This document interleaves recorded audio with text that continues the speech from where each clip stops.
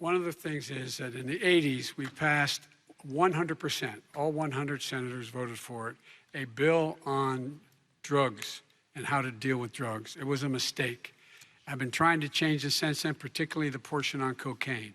That's why I've been arguing that, in fact, we should not send anyone to jail for a pure drug offense. They should be going into treatment across the board. That's what we should be spending money on. That's why I set up drug courts, which were never funded by our Republican friends. They should not be going to jail for a drug or an alcohol problem. They should be going into treatment. That's what we've been trying to do. That's what I'm going to get done, because I think maybe the American people have now seen that, in fact, it was a mistake to pass those laws relating to drug. But they were not in the crime bill.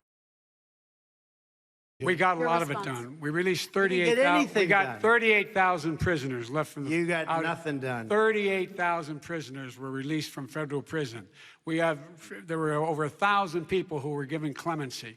In fact, we're the ones that put in the legislation saying we could look at pattern and practice of police departments and what they were doing, how they were conducting themselves. I could go on, but we began the process. We lost an election. That's why I'm running to win back that election and change his terrible policy. I just asked one question. Why didn't you do it in the 8 years, a short time ago? Why didn't you do it? You just said, I'm going to do that, I'm going to do this. You put tens of thousands of mostly black young men in prison. Now you're saying you're going to undo that.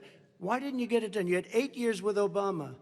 You know why, Joe? Because you're all talk and no action. All right, Vice President Biden, and then we're going to move on to the next section. We had a Republican Congress. That's the answer. Well, you got to talk them into it, Joe. Sometimes all right. You got to talk them into it. We're going to move on to our next section, like I did with criminal justice reform. Okay. I had to talk Democrats into it. Gentlemen, we're running out of time, so we got to get on to climate change, please.